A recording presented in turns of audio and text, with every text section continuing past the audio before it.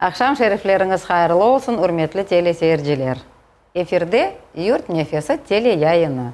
Ve bizim bugünkü musafirimiz Kırım Tatar Medeni Tarihi Miras Muzeyi'nin müdir muavini Nuriye Hanım Gemeci.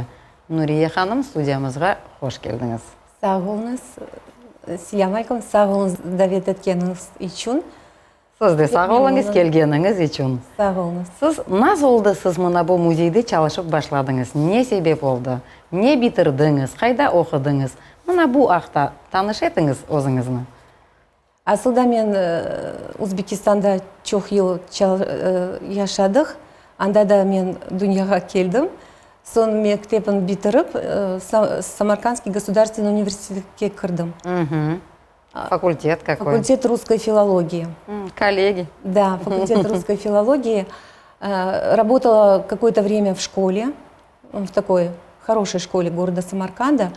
Затем пришлось пойти работать в детский комбинат, потому что он находился рядом с домом. И почти 9 лет я работала в детском комбинате. Мне очень нравилось работать с детьми. Но потом уже пришлось переезжать на постоянное место жительства в Крым. И я никогда не думала, что мне придется работать в музее, потому что раньше, когда с мамой, с папой ходили мы в музей, мне казалось, как там скучно. И видела я смотрителей, мне казалось, вся работа заключается в том, чтобы сидеть и охранять эти экспонаты. У меня было такое представление. Но волей судьбы получилось так, что я поступила на работу в Крымско-Татарский музей и увидела, что это, оказывается, совсем другая деятельность. Она настолько интересная, настолько захватывающая, она меня просто затянула. Я увидела, что выставки просто так не делаются. Прежде чем эту выставку сделать, нужно сначала подыскать экспонаты подходящие, определиться с темой, затем провести какую-то исследовательскую работу, составить экскурсионный рассказ и знать о каждом экспонате свою легенду, чтобы интересно преподнести это нашим посетителям.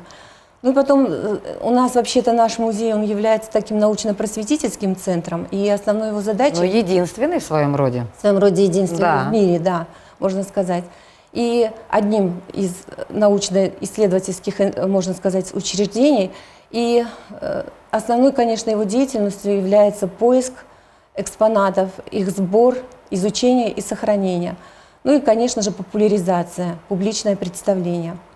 Ну, работа очень интересная, захватывающая. И помимо у нас выставочной экспозиционной работы, у нас еще есть и фондово-собирательская, потому что мы ежегодно пополняем наши фонды интересными экспонатами. Их уже как это происходит? Вот благодаря чему, из каких источников у вас происходит пополнение?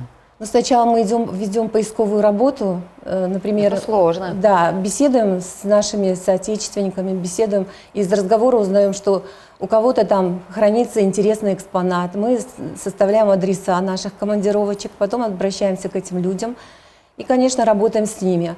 Записываем все, что они знают об этом экспонате, потому что каждый экспонат имеет свою легенду, своего хозяина. И если многие нам передают в дар свои, вот даже семейные реликвии передают в дар, потому что знают, что лучше, чем в музее, этот экспонат не сохранится.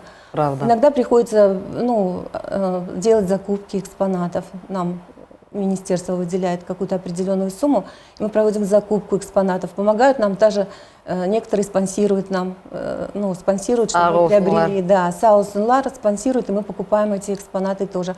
Ну вот за счет этого как бы фонды наши с каждым годом пополняются, увеличиваются, нам есть что показать. И много очень интересного есть, о чем можно тоже рассказывать. О каждом экспонате можно рассказывать отдельно, потому что когда мы выставляем их на выставке, вот чувствуется, что тепло мастера тепло рук мастера в этом экспонате. У каждого экспоната своя история. Он может рассказать о своем хозяине, как им пользовались, что он здесь родился, потом побывал где-то в местах депортации и вернулся опять на родину. И, конечно, о судьбе хозяина мы тоже много что интересного узнаем. И хочу также отметить, что мы ведь помимо экспонатов еще собираем и фотодокументальный материал. И бывали такие случаи, когда вот попадают нам в руки фотографии старинные, и мы не знаем, кто эти люди. Но когда на выставке мы этот фотография представлена, да, из числа из числа посетителей приходят люди и нам рассказывают. Это ли несчастье, слушайте? Да, и вот тут же мы это все фиксируем. Поэтому я думаю, что и фотодокументальный материал, он представляет интерес для всех, и экспонаты, предметы быта и искусства тоже представляют определенный интерес. И еще хочу сказать, что очень много предметов, у нас же в фондах хранятся и предметы изобразительного искусства, декоративно-прикладного искусства, документальный материал, фотографии уникальные, нумизматика. Я хочу сказать, что изобразительный отдел у нас тоже пополняется за счет ежегодных выставок наших художников, потому что уже стало традицией. Наших сегодняшних современных. Современных художников, да. Это уже стало традицией. После каждой выставки нам художник дарит свою одну или две работы. Конечно, это для нас шикарный подарок. Вот за счет этого мы тоже пополняем. И еще вот хотелось бы поделиться такой радостной новостью.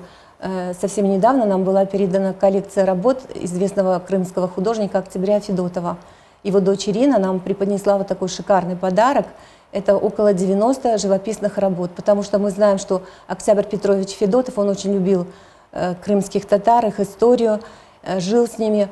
И для Каждая того, картина пропитана, наверное, вот этим пропитана, духом, да. И вот он вот эту драматическую судьбу, когда видел, весь драматизм уходящей старины, он, конечно, к этому относился неравнодушно и объездил почти весь Крым на велосипеде, пешком, делал уникальные фотографии, на которых... Сегодня можно познакомиться с этой выставкой у вас? С этой выставкой вот у нас, ну, открою вам секрет, у нас в декабре планируется в первой половине открытие выставки новых поступлений. И, конечно же, эту шикарную коллекцию мы тоже представим нашему зрителю. Нужно будет обязательно посетить. Да, у нас каждый год мы проводим выставку новых поступлений. Это своего рода отчетная работа наша по сбору экспонатов. И очень много интересного можно увидеть на этих выставках. Например, еще недавно нами было найдено такое женское головное украшение, как тиара. Оказывается, тоже в среде наших модниц тоже носили вот это головное украшение. Женщины? Женщины, да.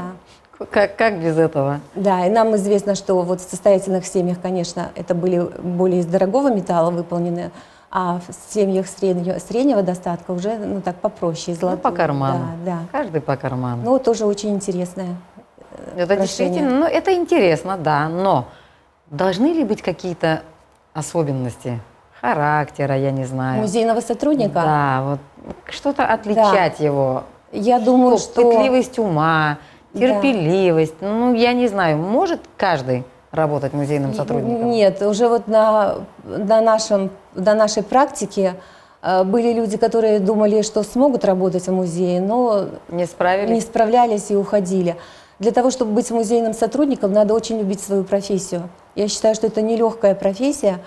Надо любить свою историю, надо изучать ее, надо собирать интересные экспонаты и беседовать со своими соотечественниками, потому что старшее поколение, оно уходит, и все знания уносят с собой. Поэтому Надо наша успеть. основная задача успеть вот это все у них собрать, и эту информацию всю потом, конечно, передавать нашим поколениям. Мы проводим в течение года много очень культурно-образовательных мероприятий, и, конечно же, стараемся своими знаниями делиться, посвящать наше молодое поколение. Обязательно. Да, и чтобы они лучше знали нашу историю, наши традиции, наши обычаи. Ну, только так мы можем передать. Только таким да, образом. и вот хочется сказать, что вот каждая выставка у нас проходит очень интересно, потому что Вот то, меня что интересует посетители. посетители к нам приходят, Да, потому что вот как у вас обстоит мы с этим анонсируем дело? эти наши... Я почему задаю этот вопрос? Мне вот, ну, я наблюдаю какую-то такую инертное поведение касательно молодежи. Это, по-моему, очевидно всем. И поэтому мне интересно, как обстоит дело с ними. Вот молодое поколение, они заинтересованы? Да, я думаю, что заинтересованы. Если раньше мы не замечали этой заинтересованности, то в последнее время эта заинтересованность Что случилось? растет. Что вот подвигло А все на зависит это? от качества нашей выставки, от качества рассказчика, который ведет экскурсию. От умения привлечь. От умения привлечь, от Да. умения заинтересовать. Потому что у нас бывают такие экскурсии, когда вот даже детки к нам приходят, дошкольного возраста были, из детских садов.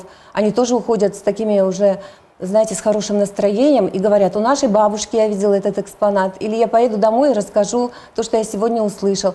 А школьники к нам приходят, так у нас были такие моменты, когда девочки аж плакали. Настолько вот они прониклись. Прониклись историей экспоната там, или историей рассказом о хозяине этого экспоната, или о судьбе этого экспоната. И вот они настолько прониклись, что вот уходили со слезами на глазах. Нам, Нет, конечно, этих деток было жалко, но они Это потом... хороший показатель. Да, и они потом говорили, когда я вырасту, я тоже пойду в музей работать. Ну вот видите. Да, ну, и потому что у многих может быть представление такое, что в музее скучно.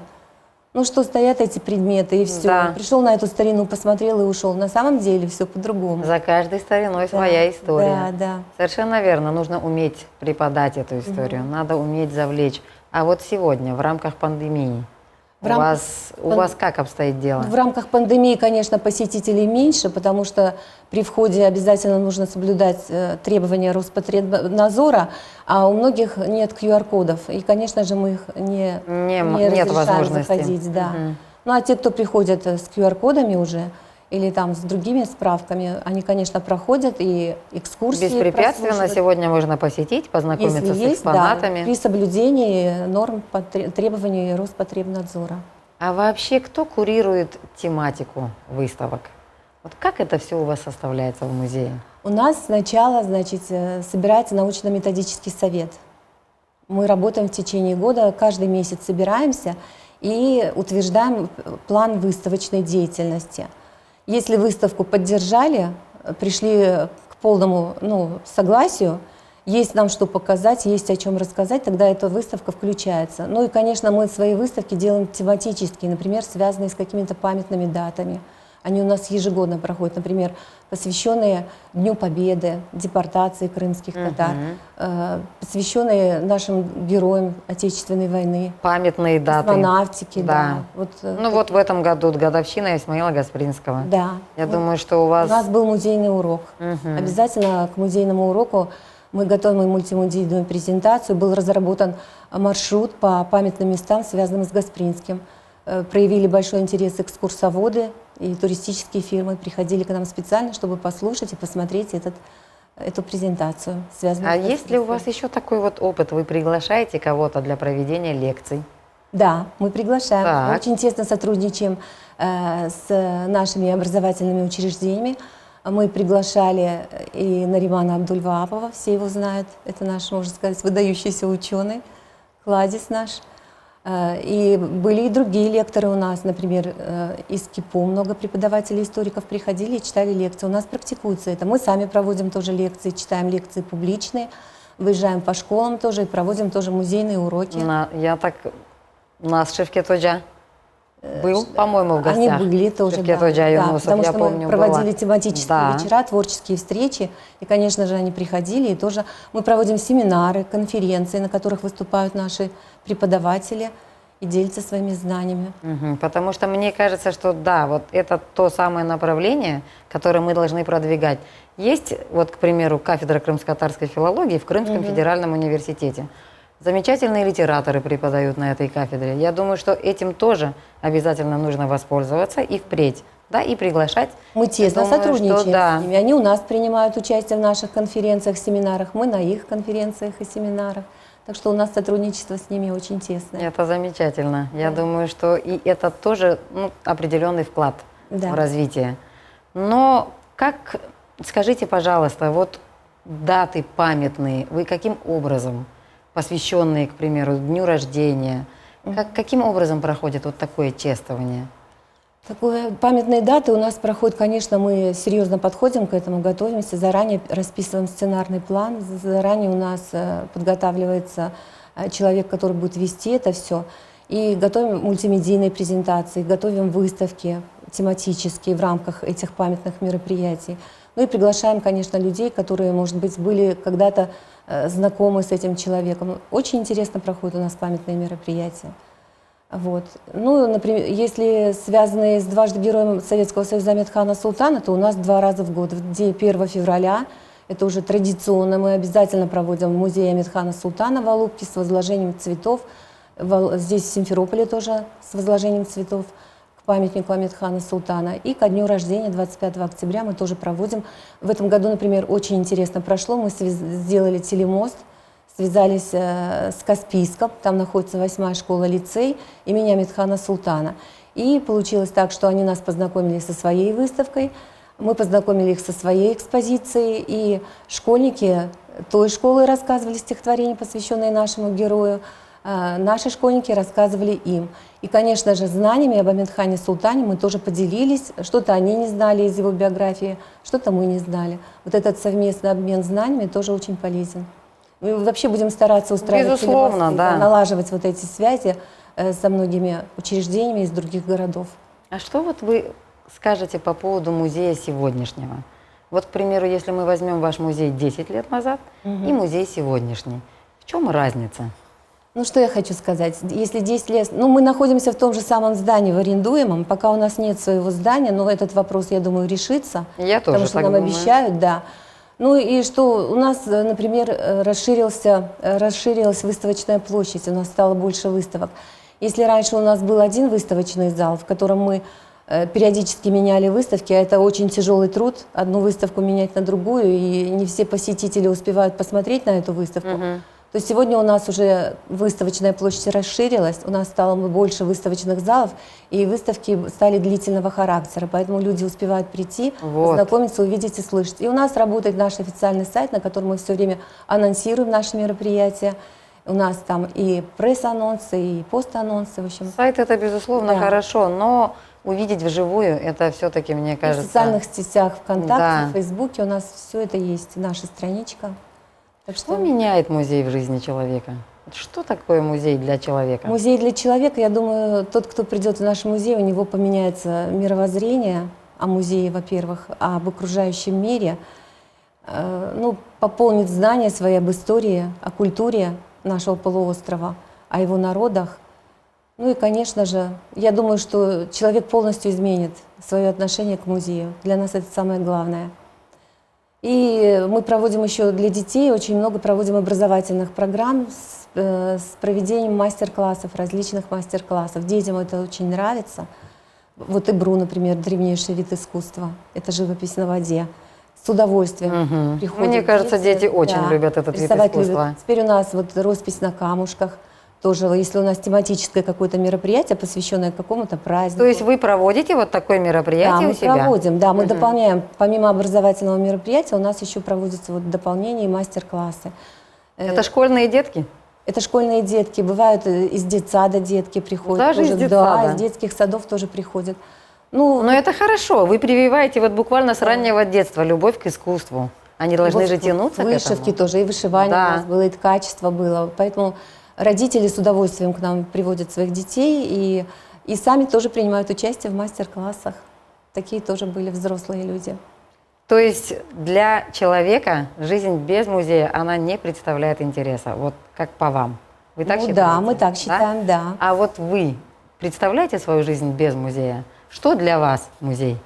Если раньше я не представляла свою жизнь, ну, я представляла свою жизнь без музея, то сейчас, знаете, эта работа настолько захватывает, что я себя уже не представляю в другом учреждении или в другой должности. Просто эта работа настолько увлекает, настолько, ну, влюбляет в себя, что я бы ее ни на какую другую не поменяла.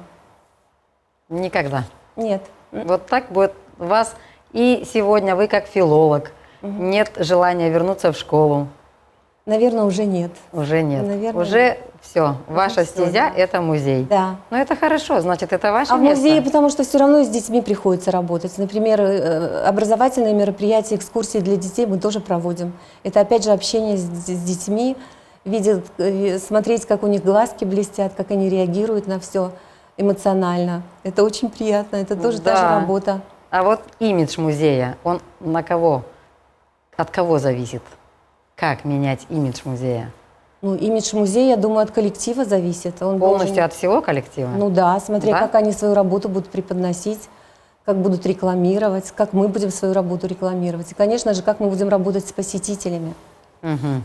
Музейный сотрудник, он должен быть терпелив, вежлив и знать, во-первых, обладать большими знаниями там, потому что у нас бывают посетители очень дотошные, капризные, надо их убедить, например, в том, что ну, вот это положительно, а вот это вот нехорошо. У нас есть, потому что определенные правила поведения в музее. Экспонаты Безусловно. руками не трогать, Да. громко говорить нельзя, шуметь нельзя. Вот. И они должны соблюдать эти правила, но бывают посетители разные, поэтому надо как-то терпеливо им это все объяснить, но у нас получается. Получается. Они уходят очень довольны, оставляют у нас в книге благодарности свои пожелания, добрые пожелания оставляют. Пока замечаний никаких еще не поступало. Нас это очень радует, потому что мы в конце года обязательно анализируем нашу деятельность, которую проводили в течение года. И если какие-то были замечания или пожелания, мы это все стараемся применить в будущем году. А бывают такие случаи, когда посетители задают вопрос, а вы не можете ответить на этот вопрос? Ну, всякое же в жизни бывает, да, всякое бывает. Вот как вы выходите, как можно выйти из такой ситуации? Иногда мы просто честно говорим, например, по предположениям нашим, мы вот так обычно говорим, по нашим предположениям, это, например, вот так вот. Или он свое мнение говорит. Иногда посетители тоже дополняют наши знания. Вот, мне интересно, бывают ли такие посетители, которых не устраивает тот объем информации, который вы представили? Встречалось ли такое? Нет, таких не было. Нет? Таких не было. Они могут по-доброму там дополнить, может быть, дополнить своими знаниями наши знания. Но все уходят очень довольные и обещают еще раз вернуться. Нас радует то, что вот даже туристы приезжают, они приходят, находят наш музей и говорят, с таким трудом нашли, но наконец-то нашли. И вот я вот смотрю, у них большой интерес к нашему прикладному искусству, к ювелирному искусству. Они вот приходят и действительно получают огромное удовольствие, наслаждение и говорят, мы порекомендуем еще своим друзьям.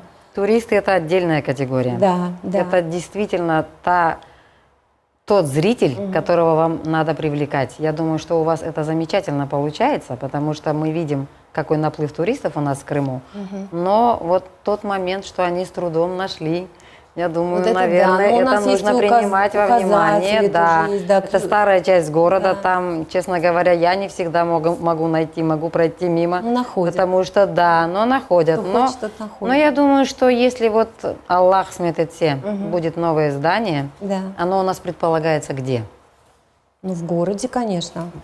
Нет, понятно, что в городе, а в Симферополе в каком месте города? Ой, это мне сложно сказать, потому что над это этим еще на сегодняшний день у нас не определено. Министерство культуры да? над этим работают и обещают нам выделить здание. И я думаю, что оно должно быть больше, потому что в любом случае вам тесно. Потому что есть что показать. У нас более 15 тысяч экспонатов, и мы вообще планируем, если у нас будут такие хорошие площади, мы будем показывать постоянно действующие экспозиции.